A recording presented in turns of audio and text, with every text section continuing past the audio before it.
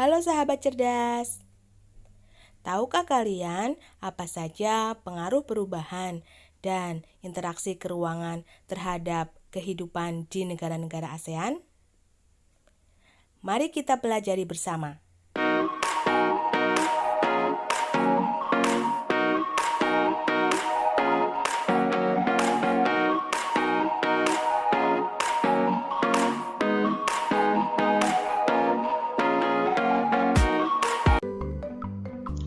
Sahabat cerdas, tentu kalian sudah mengenal 10 negara anggota ASEAN. Dan kalian juga sudah mempelajari interaksi keruangan antara negara-negara ASEAN. Pada video pembelajaran kali ini, kita akan membahas pengaruh perubahan dan interaksi keruangan terhadap kehidupan di negara-negara ASEAN. Tujuan pembelajarannya adalah peserta didik dapat menelaah pengaruh perubahan dan interaksi keruangan terhadap kehidupan di negara-negara ASEAN.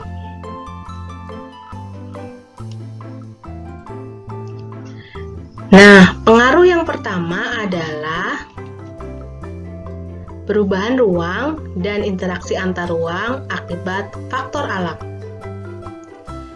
Kondisi geografis dan kondisi sosial negara-negara ASEAN relatif homogen, sehingga memudahkan terjadinya interaksi antara negara-negara ASEAN.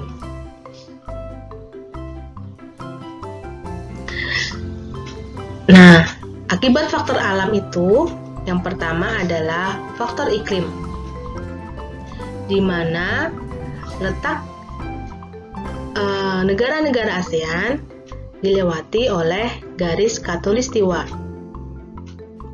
sehingga menyebabkan negara-negara ASEAN tersebut sebagian besar beriklim tropis.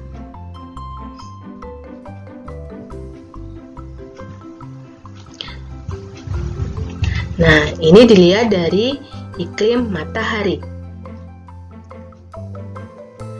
Dilihat dari iklim muson, yaitu yang dipengaruhi oleh tiupan angin muson yang bergerak antara benua Asia dan benua Australia, maka wilayah ASEAN memiliki dua musim, yaitu musim kemarau dan musim penghujan. Dan yang ketiga adalah iklim fisik, yaitu dipengaruhi keadaan fisik suatu wilayah, seperti perairan, laut, pegunungan, dan daratan. Dan negara-negara ASEAN memiliki iklim fisik masing-masing karena dilihat dari kondisi wilayahnya masing-masing. Akibat faktor alam yang kedua adalah faktor geologi. Nah, dilihat dari susunan batuan yang membentuk daratan tersebut. Dan negara-negara ASEAN berada di daerah tumbukan antar lempeng bumi, yaitu lempeng Pasifik,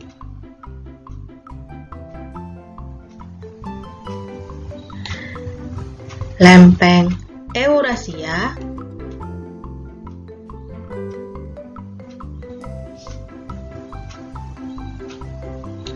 dan lempeng Indo-Australia.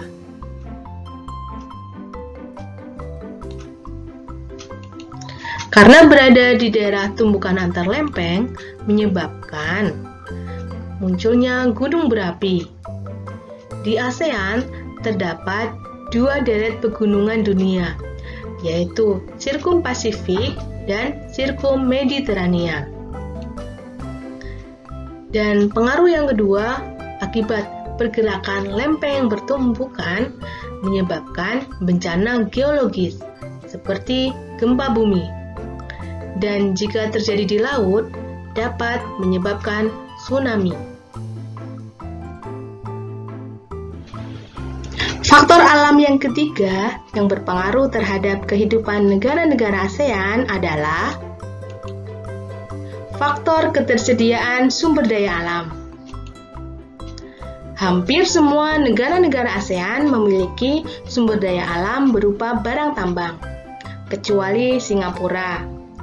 Hal ini dikarenakan Singapura memiliki wilayah yang sempit.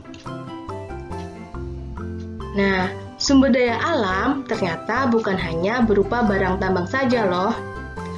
Tetapi ada juga sumber daya alam hayati seperti hutan, pertanian, dan perikanan. Dan ada pula sumber daya alam non-hayati seperti tanah, perairan, laut, dan udara. Ini ada beberapa contoh sumber daya alam. Dan tidak semua sumber daya alam yang dibutuhkan oleh suatu negara dapat dipenuhi oleh negara itu sendiri. Untuk itu, negara-negara ASEAN dalam memenuhi kebutuhannya melakukan pertukaran sumber daya alam dalam kegiatan jual beli. Sahabat cerdas, selanjutnya mari kita bahas pengaruh perkembangan ilmu dan teknologi terhadap perubahan ruang. Perkembangan ilmu dan teknologi telah berpengaruh pada berbagai aspek kehidupan manusia. Teknologi yang memiliki pengaruh sangat besar dalam mengubah kehidupan manusia adalah teknologi transportasi dan teknologi komunikasi. Mari kita bahas teknologi transportasi terlebih dahulu. Teknologi transportasi dimanfaatkan untuk memindahkan barang dan manusia dari satu tempat ke tempat yang lain. Saat ini, banyak kita jumpai berbagai bentuk alat transportasi, baik di darat, laut, maupun di udara. Perkembangan teknologi transportasi membawa perubahan aktivitas manusia yang berakibat terhadap perubahan tatanan kehidupan, khususnya memudahkan perpindahan barang dan manusia dari satu tempat ke tempat yang lain.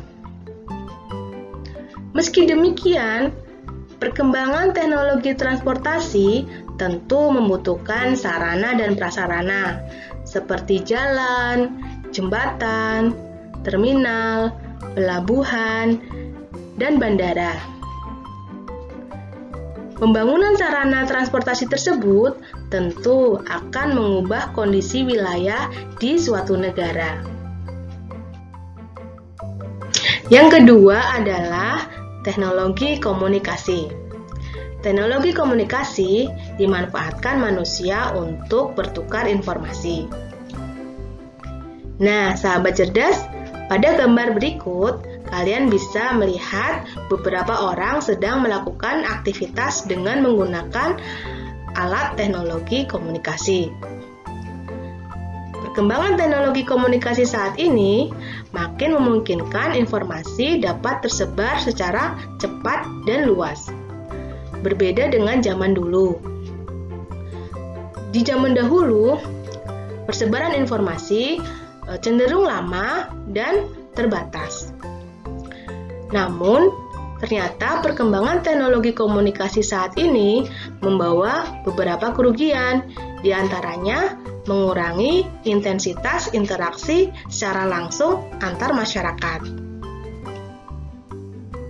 Sahabat cerdas, apa saja perubahan dalam kehidupan masyarakat negara-negara ASEAN akibat perkembangan teknologi dan komunikasi?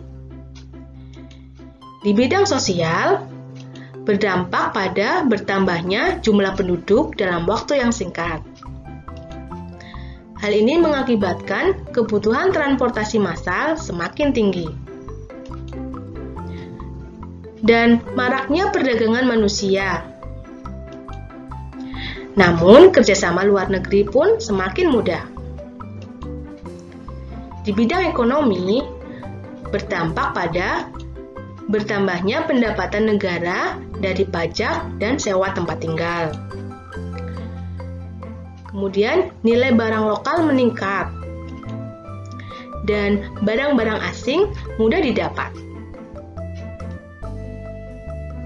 Perubahan selanjutnya adalah di bidang budaya, di mana terjadi akulturasi budaya di negara-negara ASEAN. Sehingga terjadilah perubahan sistem nilai dan norma. Dan adanya kecenderungan gaya hidup yang hedonis. Selain itu, aliran yang bertentangan dengan budaya mudah masuk. Sedangkan di bidang keamanan, terjadi gangguan keamanan di suatu negara. Narkoba semakin mendapat tempat di masyarakat.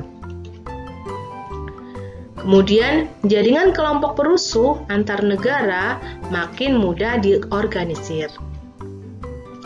Nah, itu tadi perubahan dalam kehidupan masyarakat negara-negara ASEAN akibat perkembangan teknologi transportasi dan komunikasi. Selanjutnya, mari kita bahas pengaruh perubahan ruang terhadap kehidupan ekonomi di negara-negara ASEAN. Pemberlakuan ASEAN Free Trade Area atau AFTA menjadikan kegiatan ekonomi di negara ASEAN lebih luas. Kegiatan produksi oleh produsen satu negara ASEAN dapat dengan mudah dipasarkan ke negara ASEAN yang lain tanpa dibebani pajak. Hal ini membuat kegiatan distribusi barang hasil produksi negara ASEAN menjadi lebih jauh jangkauannya, yang menyebabkan kegiatan konsumsi masyarakat di negara ASEAN semakin banyak pilihan barang atau jasanya. Sahabat cerdas, selanjutnya mari kita bahas pengaruh konversi lahan pertanian ke industri dan pemukiman terhadap perubahan ruang dan interaksi antar ruang. Pernahkah kalian mendengar tentang reklamasi Teluk Jakarta? Reklamasi merupakan salah satu bentuk alih fungsi lahan. Alih fungsi lahan disebut juga konversi lahan. Konversi lahan pertanian sering terjadi di negara-negara ASEAN dengan laju pertumbuhan penduduk yang relatif tinggi, seperti di Indonesia, Malaysia, Thailand, dan Filipina. Dapat kalian lihat pada gambar, ada dua orang petani yang sedang memanen padi di sawah dan di belakangnya terdapat pabrik. Hal tersebut merupakan salah satu konversi lahan pertanian menjadi lahan industri. Tentu hal tersebut menimbulkan masalah. Yang pertama, produktivitas pangan menurun akibat lahan pertanian yang berkurang. Yang kedua, lahan pertanian di sekitar industri berpotensi terkena pencemaran akibat limbah dan polusi industri. Dan yang ketiga, konversi lahan akan menular, yang mengancam ketersediaan lahan pertanian. Dan apa saja pengaruh konversi lahan pertanian menjadi lahan pemukiman? Pemukiman menjadi kebutuhan pokok manusia. Semakin banyak manusia, area pemukiman yang dibutuhkan juga semakin luas. Kondisi ini juga terjadi di negara-negara ASEAN.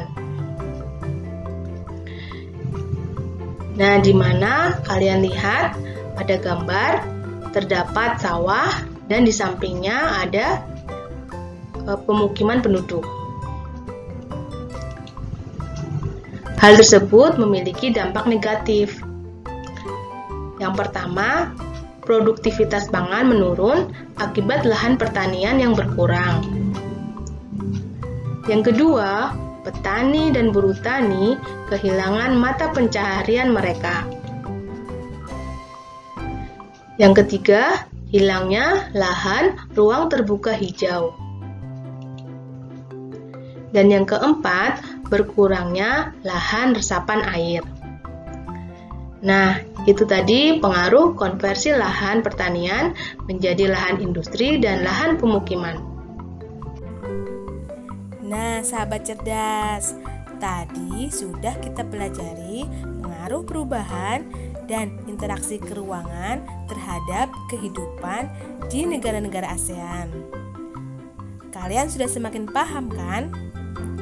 Untuk mengetahui pemahaman kalian, silahkan kalian berlatih dengan mengerjakan soal di link soal berikut. Sekian dari Bu Nomi, sampai bertemu lagi.